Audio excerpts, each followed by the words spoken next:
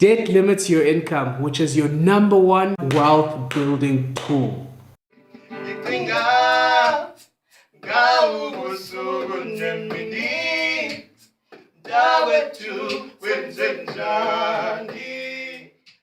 Hey guys, the question we'll discuss today is how to reduce debt quickly. Now for the past 3 weeks, I have thought about the best approach to take in discussing debt. One could be an approach that focuses on methods. For example, the Avalanche or the Snowball Method.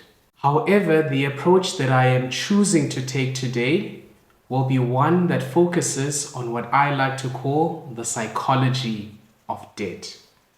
Okay, 2 quick disclaimers. Number 1, I'm not a financial advisor. Nothing that I say in this channel constitutes as financial advice.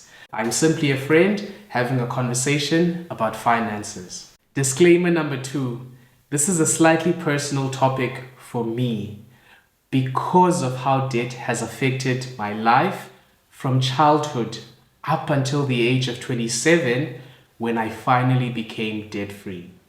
I say that to let you know that I am not neutral when it comes to this topic. I am 100% biased against debt. Now, in this video, we'll discuss the following. Number 1, what debt is. Number 2, reasons to avoid it. Number 3, reasons to reduce it. And number 4, how to reduce debt quickly. Now, what is debt? Very simply, debt is an amount of money owed by a borrower to a lender, with the exception of an affordable home and maybe an education. In my opinion, I think debt is always a bad idea, unless it's a very small portion of your overall income.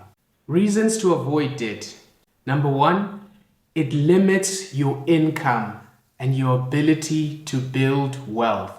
Dave Ramsey states that your income is your number 1 wealth building tool. Now, when you give up most of your income to service debt, you give away your power to accumulate wealth. Here's the deal. Your number 1 wealth building tool is your income. All of the millionaires that we interview, unless they inherited the money, which is very, very few of them, less than 10% of them inherited the money, did it by saving and investing their income. They did not give their income to Sally Mae. They don't get screwed around and give their income to Lexus and Toyota and Ford and General Motors. It's a mathematical thing. When you give your income to someone else, you don't have it anymore. Reason number 2, unmanageable debt is evidence of trying to fill a void, prove something to someone, or keep up with the neighbors. Number 3, avoiding debt helps us to avoid future black tax. Now, black tax is both a burden and a privilege. In 3 days, my little sister will be graduating from her undergraduate studies debt-free, and in large part because of the combined contributions my sister and I made towards her studies. She formed part of the missing middle, not poor enough to get funding, but not rich enough to afford her university studies. Combining resources and getting my sister through university was a huge privilege. Black tax becomes a burden when it fuels the wants and the luxuries of family members. Of course, every child wants to give their parents the moon and the stars, but it needs to be done in a sustainable way. Why? Because the cycle of debt is such that one generation is serving the past generation at the expense of the future generation. That generation will then likely depend on the next generation to take care of them. And the cycle goes on and on and on until someone decides to change things. How can we pay off debt quickly? Now, in order for us to answer this question, we first need to discuss two methods of paying off debt. One is called the Avalanche method, and the other is called the Snowball method. Now, as we discuss these methods, I want you to have the following visuals in mind. An avalanche occurs when a large mass of snow gushes down the mountain, whereas a snowball begins by making a ball with your hands, a very tiny one. You then place it on the ground and roll it against the snow, and the more you roll it, the bigger it becomes. So it grows as it gains momentum. Okay, now why are these images helpful to understand? Let's do the following examples to explain the two methods. With the avalanche method, we'll take the following three examples. Assume that you have a personal loan at 27%, a car loan at an interest rate of 17%, and a credit card at an interest rate of 24%.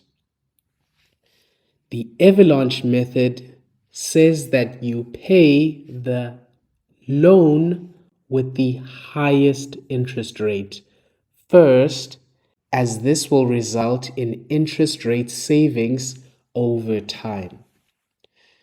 So with the avalanche method, you would continue your minimum payments on all three loans. So the minimum payment on the personal loan, the minimum payment on the car loan, and the minimum payment on the credit card.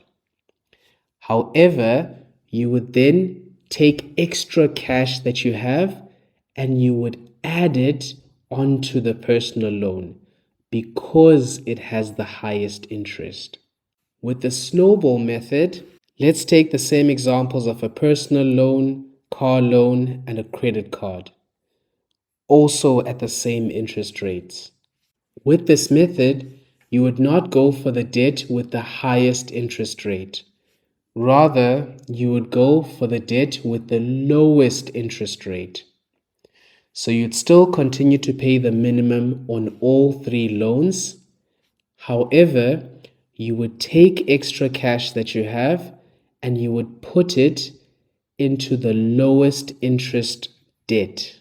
In so doing, paying it off quicker and being motivated by the fact that you have one less loan to worry about.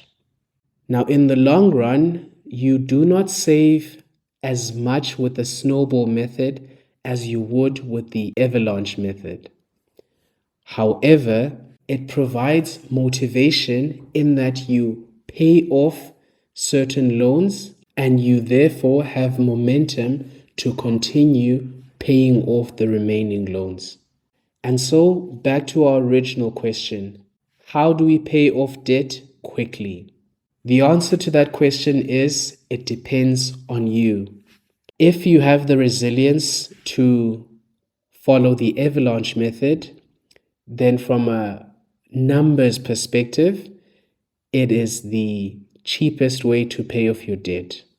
But for the majority of human beings, because debt is a behavioral problem, it makes sense to take an approach that motivates you by giving you small wins.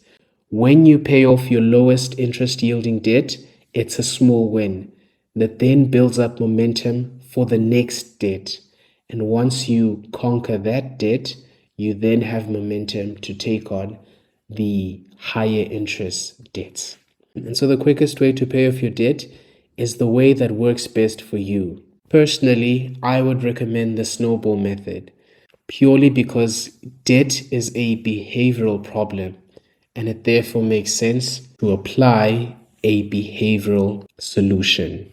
Okay, now reducing debt or avoiding it completely becomes much easier when you follow a budget and live within your means, and when you have an emergency fund. I've done 2 videos on those topics and I'll link them up above somewhere. Please check them out and I'll see you guys in the next one. If you found value in this video, please do me a favor. If you haven't already, hit the subscribe button. Please share this video with a friend. Oh, also, like button, hit the like button. Now, not late, now. Do it now. Bye guys.